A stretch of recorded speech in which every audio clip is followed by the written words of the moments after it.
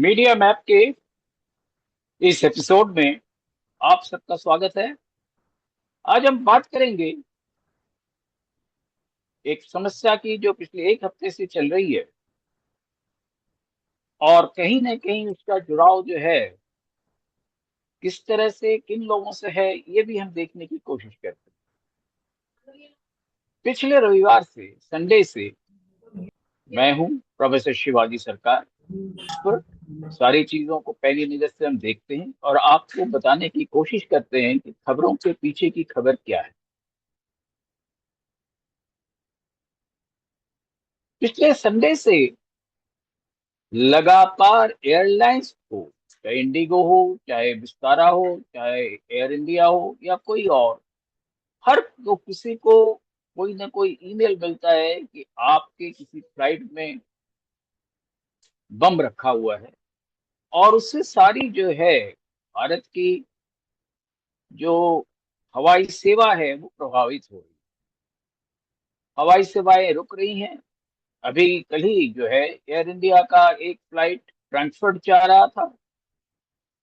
अफगानिस्तान के ऊपर जब इस तरह की एक समाचार मिली कि इस फ्लाइट में बम है, अफगानिस्तान ने अपने हवाई क्षेत्र में उसको घुसने की इजाजत नहीं दी। और उसके साथ साथ जो है उस प्लेन को आप समझ सकते हैं कि अफगानिस्तान से उसको दिल्ली लौटना पड़ा, और इस तरह के तथाकथित रिस्क के साथ इस तरह से 90 फ्लाइट्स जो है इफेक्टेड हुई हैं। और एक एक फ्लाइट का कहा जाता है कि एयरलाइंस का इस तरह से अगर बम का होक्स आता है, जो जिस तरह की खबरें आ रही हैं कि बम रखा है और बम खोजने पर कहीं नहीं मिलता है, ना एयरपोर्ट में मिलता है, ना प्लेन में कहीं मिलता है, ना उसके लगेज होल्ड में मिलता है।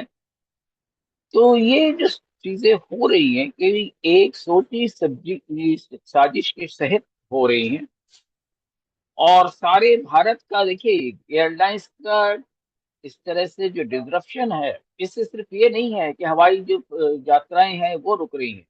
इसके साथ साथ जो बिजनेसेस हैं वो रुक रही हैं, लोगों के कॉन्फ्रेंसेस होते हैं उसके लिए जाते हैं वो रुक रही हैं। हर जगह जो जाता है आदमी बिल्कुल टाइम से पहुंचना चाहता है, क्योंकि किसी भी विदेश में जाने के खर्चे बहुत होते हैं, वहाँ रुकने के खर्चे बहुत ज्यादा होते हैं। और इसलिए जो है वो कोशिश यही करता है कि जल्द से जल्द जो है वहां पहुंचे, थोड़ा समय बिताए, कॉन्फ्रेंसेस करे, मीटिंग अटेंड करे और लौट आए।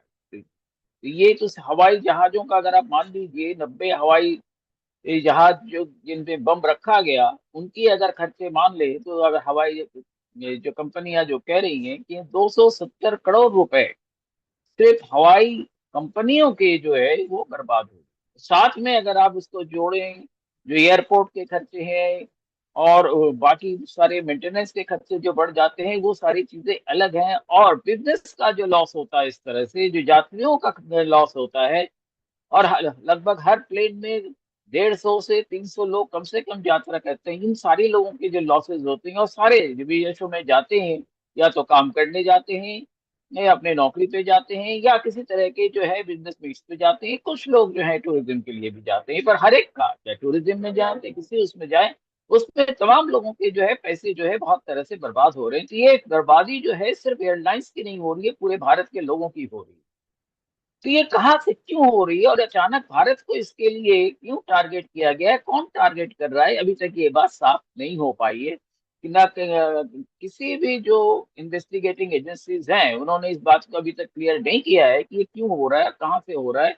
और हर जगह इस तरह के जिसको कहते हैं होक्स कॉल आ रहे हैं। दूसरी तरफ हम देख रहे हैं कि अभी हाल के दिनों में भी करीब करीब लगभग कह सकते हैं पिछले हफ्ते और चुनाव के थोड़े दिनों पहले से और चुनाव के बाद अब जो है लगातार कश्मीर में जो है एक के बाद एक टेररिस्ट वारदातें बढ़ती जा रही हैं। कल ही जो है जिस तरह से एक जहाँ की एक पुल बन रहा था, वहां पे जो पूरी उनकी जो कंस्ट्रक्शन यूनिट थी वहां गोली चली, एक डॉक्टर के साथ कई लोग मारे गए। इसी तरह से हमने देखा कि चुनाव के दौरान और उससे पहले भी जम्मू क्षेत्र में बहुत जो है कई टेररिस्ट घटना हुई, और उससे भी कई तरह की जो है परेशानियां हुई, कई लोग जो उसमें मारे गए, कई एनकाउंटर्स हुए, कई सेना के लोग भी मारे गए। तो ये सारी चीजें जो हो रही हैं, इसके साथ एक चीज आप शायद हम और जोड़ना चाहेंगे। आप आप जानते हैं कि दैट कनाडा के साथ जो है हमारे रिश्ते जो है टेररिज्म के नाते कुछ गड़बड़ हुए हैं, कई खराब हुए हैं। तो क्या इन सारी जो चीजें हैं, टेररिज्म का जो ये समा बंध रहा है, कहीं उसका जुड़ाव जिस तरह से प्राइम मिनिस्टर ट्रूडो जो कनाडा के हैं भारत पर आक्षेप लगा रहे हैं, बार बार लगा रहे हैं कि भारत जो है उनके यहाँ जाके कई तरह से उनके नागरिकों को मार रहा है, इस तरह की जो बातें हो रही हैं, कहीं इन सब चीजों से ये जुड़ा हुआ तो नहीं है? ये एक व्यापक चीज हो सकती है, कौन कहाँ से क्या हो रहा है अभी नहीं मालूम। पर ये जो है भारत की सुरक्षा के लिए चारों तरफ से जिस तरह से भारत पर अगर आप देखें, ये जो डिस्गाइज्ड अटैक्स हो रहे हैं, जिसका सीधा असर दिखता नहीं है कि कोई शख्स मारा नहीं जाता है, वो अलग चीज है।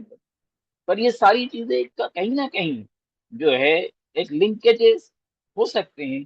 अब हम ये देख रहे हैं कि तो कैसे एयरलाइंस अभी तक सॉल्व नहीं पाई। Director general of civil aviation जो सारी एयरलाइंस की व्यवस्थाएं देखती हैं, उनको भी अभी तक ये नहीं समझ में आया कि कैसे ये सारी चीजें हो रही हैं। इन्वेस्टिगेटिव एजेंसीज ने अभी तक कुछ कहा नहीं है, कोई जवाब नहीं दिया है।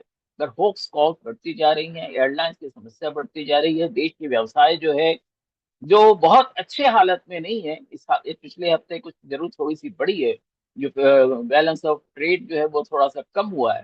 पर अभी भी हमारे एक्सपोर्ट्स उतने नहीं बढ़े हैं, पर इंपोर्ट ज्यादा हो रहे हैं। इन सारी चीजों को देखते हुए जो है हम सोचने की जरूरत है कि ये सारी चीजें क्यों हो रही है, और हम या सरकार जो भी है या एयरलाइंस इनको क्यों नहीं रोक पा रही। ये एक गंभीर समस्या है। इसको हमें आने वाले एक दो दिन में हम समझते हैं कि इसका जरूर खुलासा होगा। अभी हम इतना ही कह रहे हैं। हम मीडिया मैप से शिवाजी सरकार आपको धन्यवाद देते हैं इसको देखने के लिए। आप हमारे चैनल को देखें और सब्सक्राइब करें। बहुत धन्यवाद।